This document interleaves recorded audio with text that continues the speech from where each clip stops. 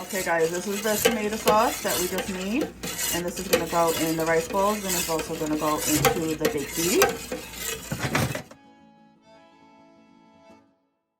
Okay, we're prepping the ground beef to start our rice balls. We're going to make Sicilian rice balls today, which is the meat and cheese inside the rice ball, whereas a regular rice ball is just cheese. So we're going to get the chopped meat all cooked, and then we're going to season it. Okay, so our chopped meat is done and drained. On a low heat, we're going to add peas,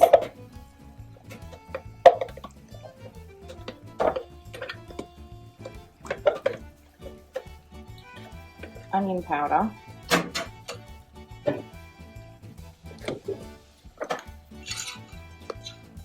black pepper,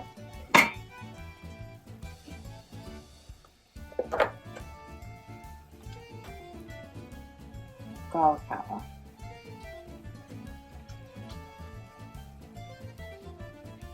and I just do this for extra because the sauce that we're going to add to this has all the real fresh ingredients in it already. So I added some red sauce to it. You don't want to put too much, just enough to coat everything. And you're going to heat it all the way through. And I'm going to add a packet of sazon to it.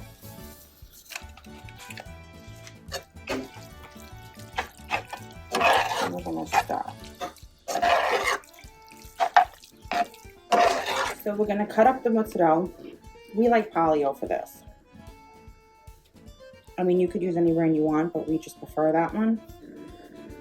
And you're just going to slice. It doesn't matter how big, how small. This is still for the rice balls. This is going to go in the middle with the meat that we just made. In the middle of the rice ball. We like a lot of cheese, so.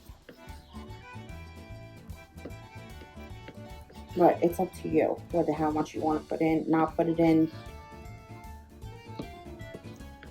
I'm going to cut these in half.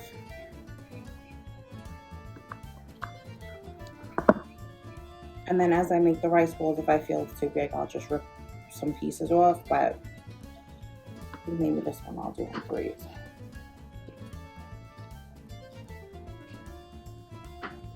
And then whatever we don't use, we'll throw into the baked ziti. So nothing goes to waste anyway. What we did is we just boiled the white rice. The reason it's this color because we added again a packet of sazon. So usually it's 1 packet per 1 cup of rice. We use 2 cups of rice. We may need more. We don't know yet, but I added 2 packets of this in the rice, and that's why it's orange. So the most important part of this is while the rice is still steaming, you're going to add Parmesan cheese. We use Pecorino Romano, and you're going to pour, you're going to pour cheese. As much as you think or want. So I'm going to add that, and I'm going to mix it until the cheese melts in here. This is going to make the cheese and the rice stick together. It's going to be easier to form the ball so everything sticks together. And the rice still has to be hot. Right, the rice has to be hot. So you're going to be burning your hands for a minute until it gets like warm, but it's okay. It's alright. It's alright. It's fine. You'll deal with it.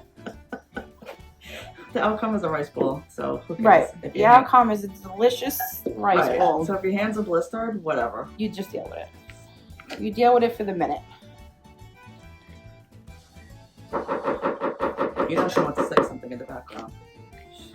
What does she want to say? She's laughing. You know she wants to talk. So you know, we would keep this recording the whole time, but my mother goes rogue with things that she says, right. So we have to mute her. She has to be monitored like a baby. So. Anything to say? No. What do you give me? Oh, more rice. Okay. Oh, okay. Oh, that little bit was gonna. I mean, now you're good. Now we got rice. That little drop definitely that helped did it. out. Okay. So here's the mozzarella from before. Can they see that? And here's our meat mixture. We have our breadcrumbs here. We're gonna crack our eggs quick. Quick. Because, like I said, the rice has got to be hot. You got a shell in there. I'll get it out in a minute. Where's the other egg? Oh, I put it in there already. I can't see. Look, this is no cooking channel. This is just us cooking for Easter. So don't come for us. We're not professionals. Right. So we're gonna beat that real quick. Nothing's going in the egg. This is because, and I'm gonna be honest, as soon as I form these bowls, they gotta go in the egg and breadcrumb, and they gotta be put in hot oil, or they're gonna fall apart. Hopefully not, but we just do that quick just in case. Okay. So we're gonna start forming our rice balls. So we're gonna take a bunch of it. I'm gonna put it in the palm of our hand. I'm gonna press down. See, and this is why I said you gotta keep washing your hands, because your hands have to be very clean in order to do this. So, all right, you're gonna keep patting, right? And you're gonna press in the middle, make a little bit of a dent. And we're gonna take the meat mixture and we're gonna put it right in there. Just like that, got it? Down, and then we're gonna take another handful of rice and we're gonna squish it down on top of that. And now we're gonna start forming the ball. And because the rice is sticky from the cheese, see how it's showing the meat? Oh, you didn't see that? Yeah. See how it's showing the meat inside? You could put a little bit more on top of that and pat it all down. And you keep forming it. You squish it a little bit, make sure it's all tight so it doesn't fall apart when you're frying it. Okay. Then we're gonna dip in the egg.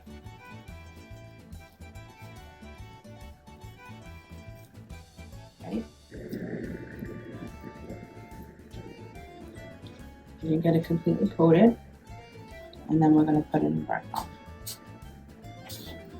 And it's the Italian seasoning breadcrumb that we use, not plain. Make sure you get everything coated. We may go back and double bread these, depending on how the first one fries up. But I think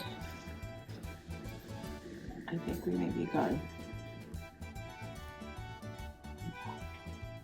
Okay, and we have 3 done already, and she's just gonna keep doing this process until they're all done.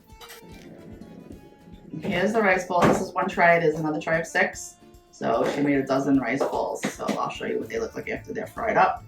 Okay, time to fry up the rice balls now.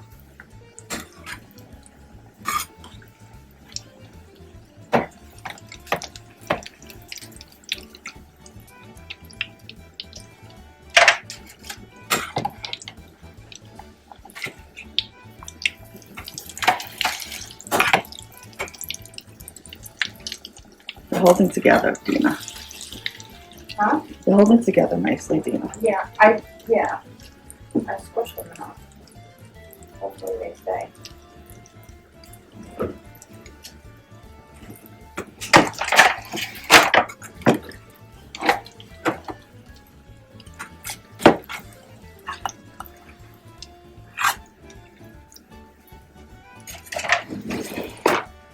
So she's gonna fry the rest of those. This is what's left.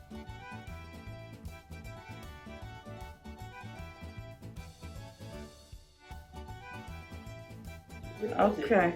Ready. She needs to go to bed now. We're going to cut open one of the rice balls so you can see how cheesy they are. It's probably better if you just pull it apart with your fingers instead of cutting it. You think? Yeah, just do it. Just wash my hands. Oh, they are so crispy. Okay, well, good for you.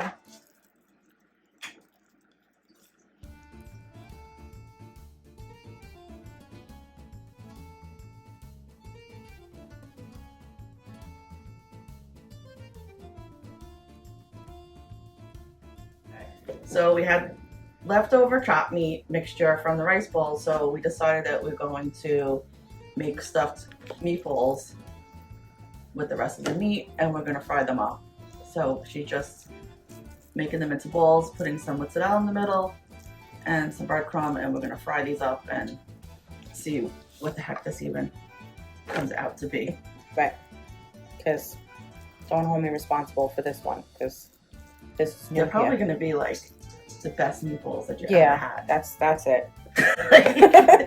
They look really good. They look like dog food.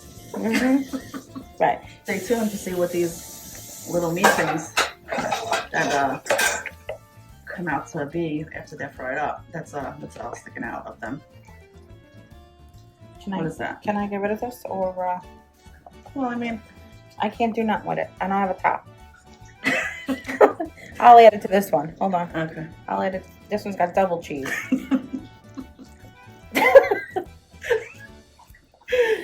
This is a special one. But why do you have to? Do your arms move out? Oh my god! Don't get me. I have my nightgown on. I wasn't prepared to be on a show today. I did tell you before. I didn't hear you. I said what, and you ignored me again. I said, "What are you saying?" And you didn't say nothing to me. Okay, we'll let you know what these look like. This And is what the they special one. It's got 2 pieces of mozzarella in it. So remember that one right there. Decided to throw them in the breadcrumbs. It's a last minute decision. Oh, our pizza's here because that's what we do. We order pizza while we're cooking food. We'll show you what it looks like in New York when we get it, when we open it up. Where is it?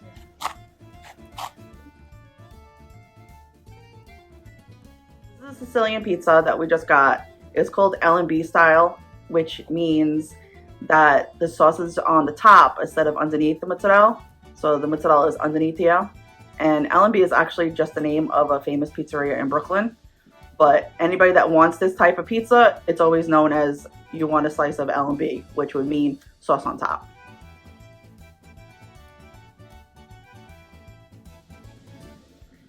Okay, now we're gonna cut up all the mozzarella for the baked ziti.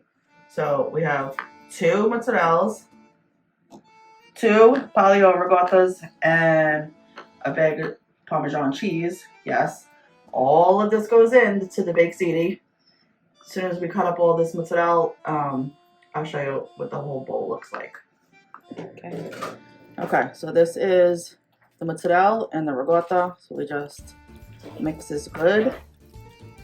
And next I'm going to add the sauce in, the Parmesan, and in a couple, 1 or 2 minutes, the ziti will be fully cooked, and I could just dump that in here too. Okay, so the ziti is ready. It's a little al dente.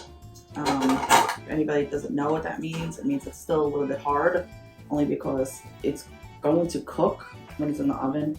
So we don't want mushy ziti. I'm just going to mix this all together. And then I'm going to add some sauce in. So the ziti's hot and it's making everything melt, which is good because it'll take less time in the oven.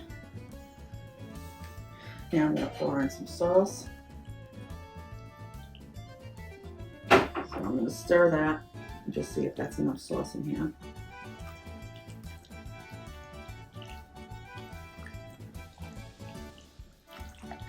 And yes, we do call it sauce, not gravy.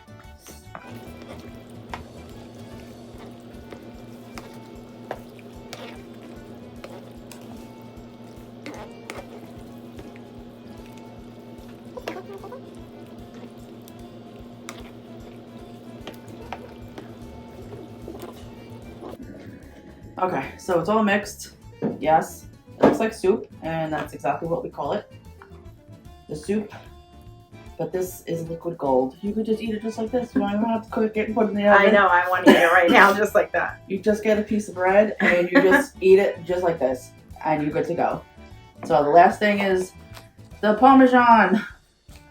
Yes. And you'd say, oh my God, that's a lot of cheese. It's never enough cheese. And this is like actually the same way that my grandmother used to make it. So you see like it's a pink color right now. It's gonna get a little lighter, which means I'm gonna have to add some more sauce to it. Because we still want it a little bit red. But I already took it away, so. But my sister has a sauce problem. But we're just gonna ignore what she's saying and do it the way it's supposed to go. So if you could please return the sauce to me. Don't do it, Bonnie. I'd appreciate it. Don't do it. Leave the sauce right where it's at. You can't. You have to have more sauce. Otherwise it's too clumpy. And here it goes. Do a drop. Oh. I don't even know what you are talking about. Oh no. Yous are drama 101.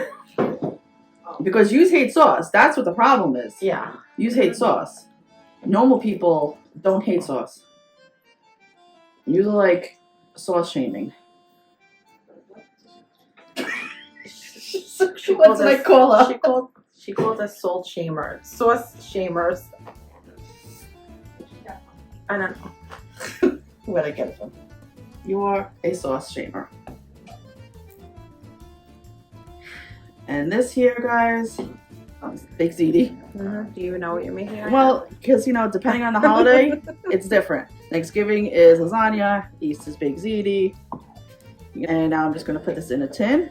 now? Okay, so I made 2 trays of baked ziti. I just put some extra sauce on the top. I'm just spreading the sauce around. There's also, I put sauce on the bottom of the tray right before I put it in. I don't know if it does anything, just something I always did. And just gonna throw some more Parmesan on top.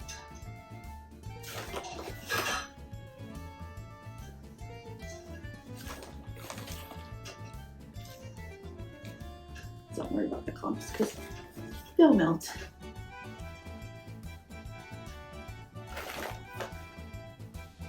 You want to double these pans because it's very heavy.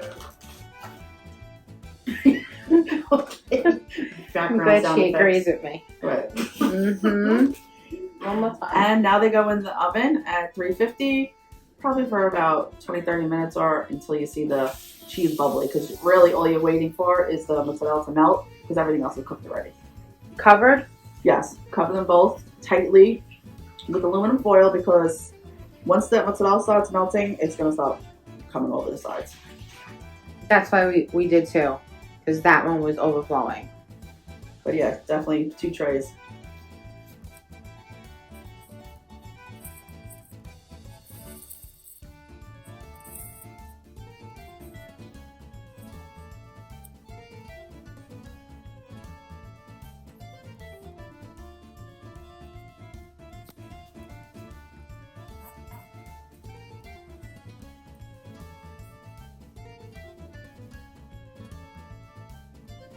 Okay, so now we're making my mother's spinach bread, but she calls it spinach pie. We're not sure why, but it's actually a spinach bread. So we're going to saute up the sausage links, which is just 2 boxes of the brown and serve. And it has to be brown and served. And the spinach is drained. The spinach has to be super dry. So it's been... Squeeze out. Jax, calm down. We're recording. Super squeeze out. It has to be very, very dry. So it's been sitting draining for about an hour or 2 now, just to make sure it's really dry. And then she squeezes it by hand in a strainer. Do you squeeze it? Tell them how you squeeze it. I let it drain in the strainer and then I squeeze it with my hand to make sure all the water is out. Thank you. The sausage is ready, and we're going to, she's going to crack the egg for the spinach.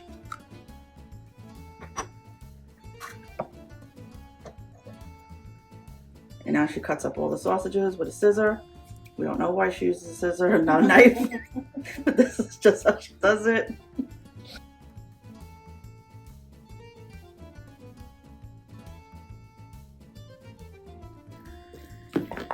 Mixing it all around So if I need to add more sausage, then I have to go add the cheese.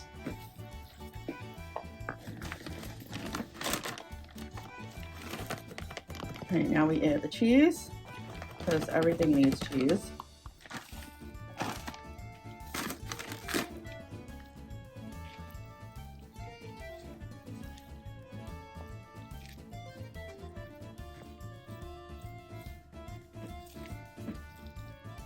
What's the problem? Because you have to do it standing. I can't do it sitting. Why not? Because I can't. My arms hurt if I do it sitting.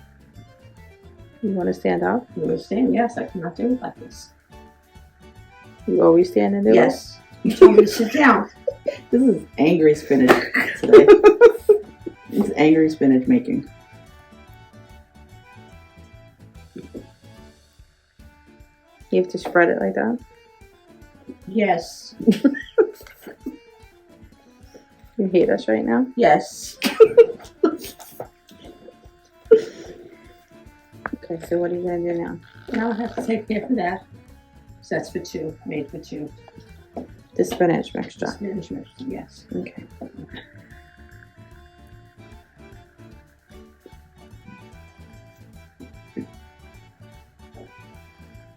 You should describe what you're doing. How are you going to become famous like this? Put the mixture in the middle of the dough. Then I'm going to fold it over like a wrap. Look at that. Mhm.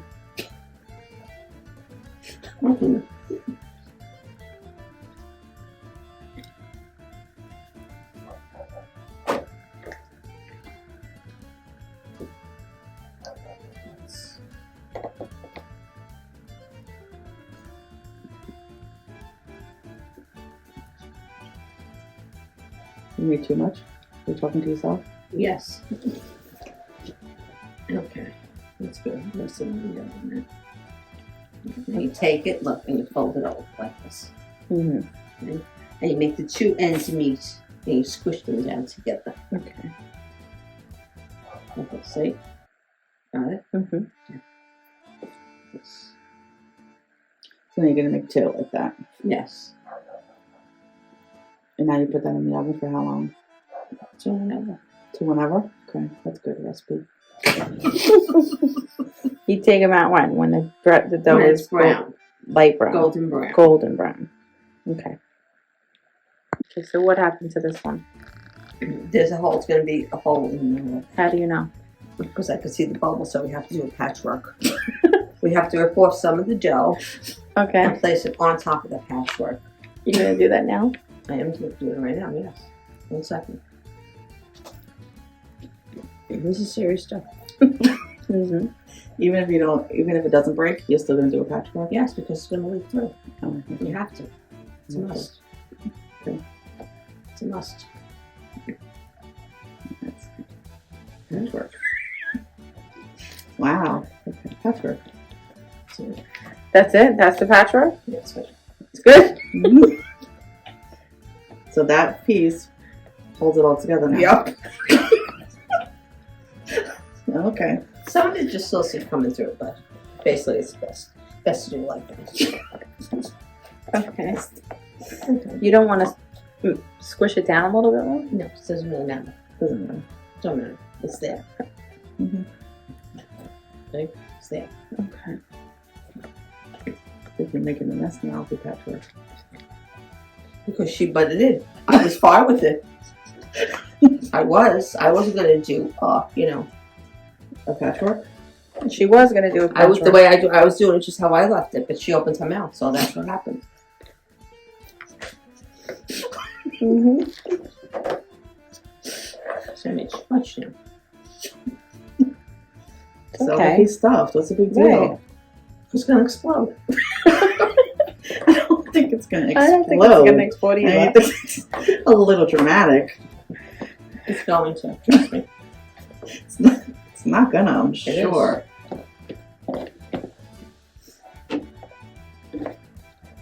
Just put some more towards the ends. Is that the That's ends? what I'm doing. Why is this spinach so angry? This is like the angriest spinach bread ever made. It's like the angriest spinach in history. You want to lift that part up? Why? Why are you worried about this other one? Because she touched it. You want me to You want me to take the spot? Because you just left up the end part. No, she can't. Don't worry about it. Just roll it up like your wrap. No, see, she can. I can. Yeah, okay. You gonna ask me a handful of spinach? What did she say? What are you doing right now? Could you finish that spinach? I'll fix one there. There's just a lot left here. All right, we open the other one. The other one's open. Okay. We reopen each one. Because that one's gonna explode. The patchwork may not hold. Especially not with all that spinach now. Wow, look at that fat one. You never made them this fat before. And she's still got more of her mixture. Look, she's holding. That one's going in here. She's gonna make them even. She can't handle it. Nope. They squeeze it. Squeeze the ends, but they'll open anyway. Doesn't matter, but you try. This is the professional cooking channel. So professional. It doesn't open. That's open. This will open. See the way that smashed down is going to open. Maybe you need to squish it harder then.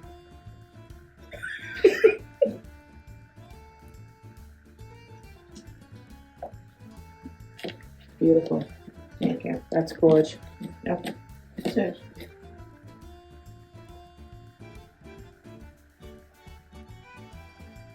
You feel anything needs to be worked on? No patchwork, you good? That one, alright. Okay. There are the 2 spinach breads waiting to go in the oven.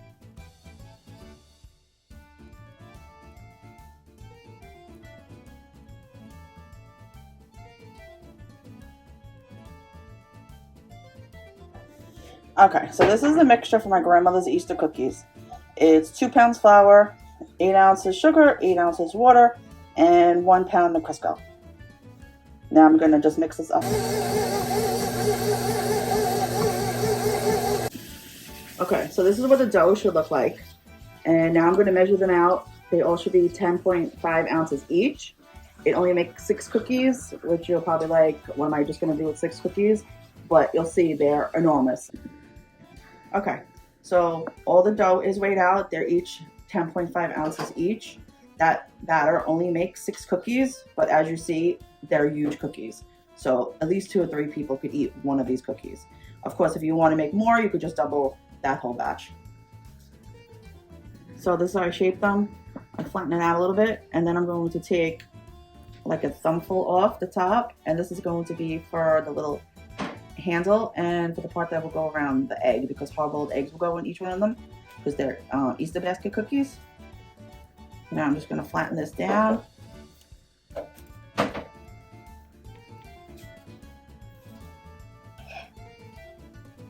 Could you hand me an egg, please? Sure. I'm just going to put the egg in here. Normally they're colored, but we didn't get a chance to color them, so white is fine. And I'm going to cut this little chunk in half. I'm going to roll it out.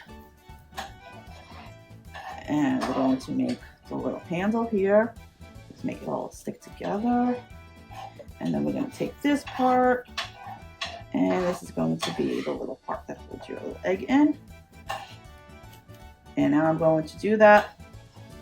Same thing with the other 5.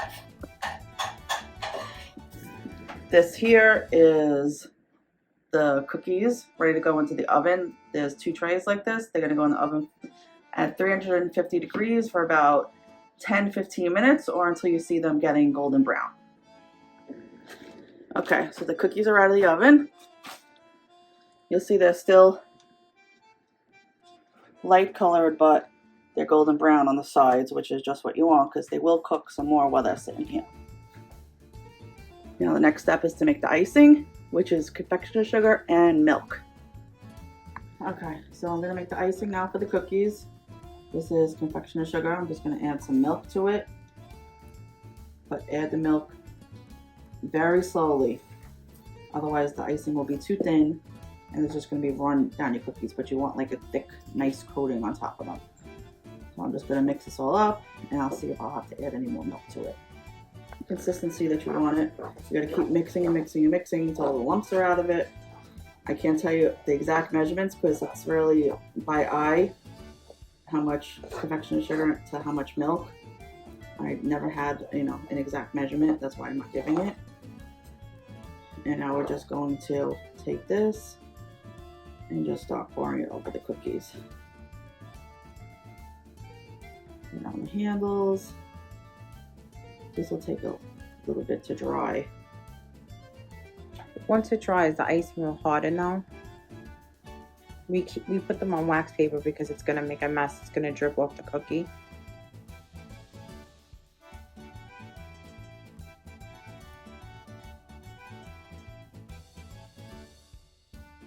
Finished product. Once the icing dries, we'll take them off the wax paper and we'll punch out the basket part of it. And that probably won't be until tomorrow morning, so I'll record it in the morning once I take them off the wax paper. And these are my grandma's Easter basket cookies.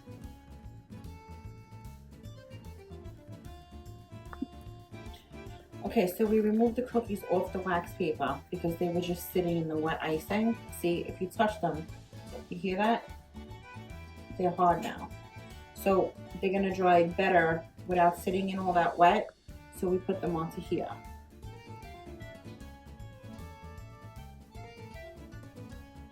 And these are finally the Easter basket cookies all completed. So now you have your little handle. Still filled with icing though. And they're heavy. They're very heavy. So it would be an entire breakfast for 2 people. Especially eat the hot boiled egg.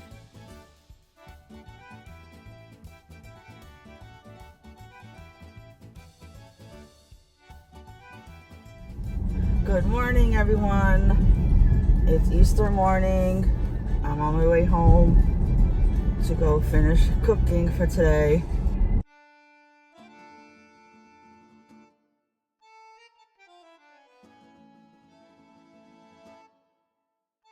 I'm almost home. I will be back in a little bit. Good morning. Happy Easter. Here's some of the things, the desserts that we made, but I didn't get a chance to record. So this is rice pudding. This is my grandmother's recipe. This is half a cup of rice, 1 small can of evaporated milk, 2 eggs, half a cup of sugar, and a teaspoon of vanilla. So now all that's left to this here is to get the pin on top.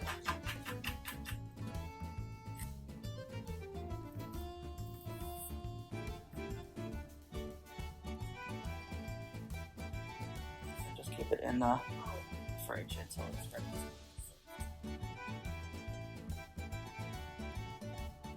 These are cream puffs. We made them last week though and froze them because they're a little bit of a pain in the butt to make.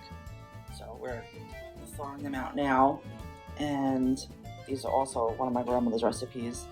This is 1 cup of water, a stick of margarine, 1 cup of flour, and that's to make the dough. And then to make the cream, it's a pack of instant vanilla pudding, a pint of heavy cream, and a pint of milk. So now all that's needed for this is to just add some powdered sugar on it and just wait till they thaw out.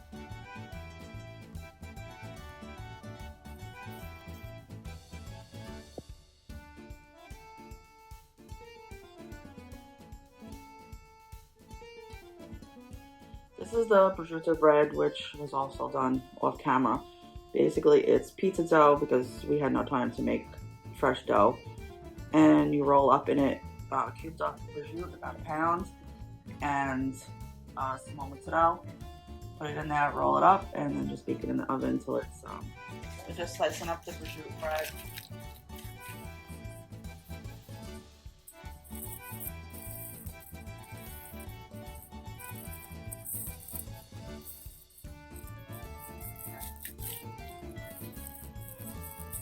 Cawfee Rustica, which to make the crust of it, it's 4 cups of flour, 1 1/3 teaspoons of baking powder, a dash of salt, 2 eggs, 8 ounces of water, and 6 pounds of Crisco.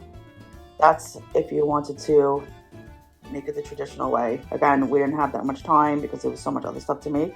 So this is just a regular pie crust. And we made about 3 of these because the ingredients makes a lot of it.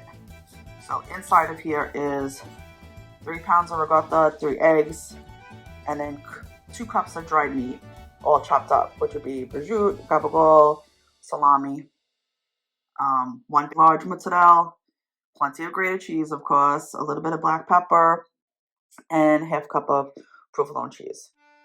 All that gets all mixed together into a big bowl, and then you just throw it into the pie crust.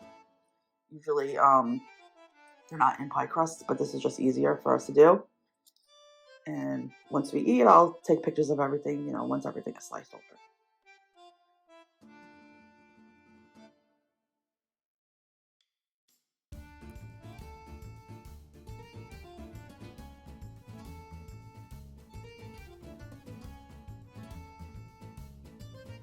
Potatoes, roast, entree for dinner today.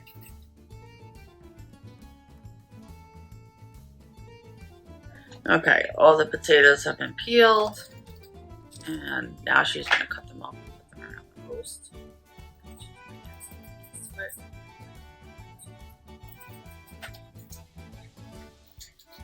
And now finally the onions are going in.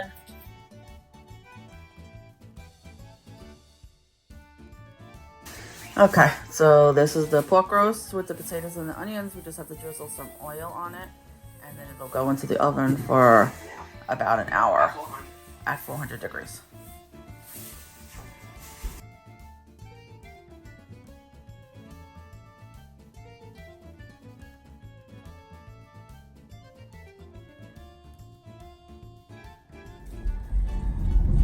Hey everyone, I'm now driving back home.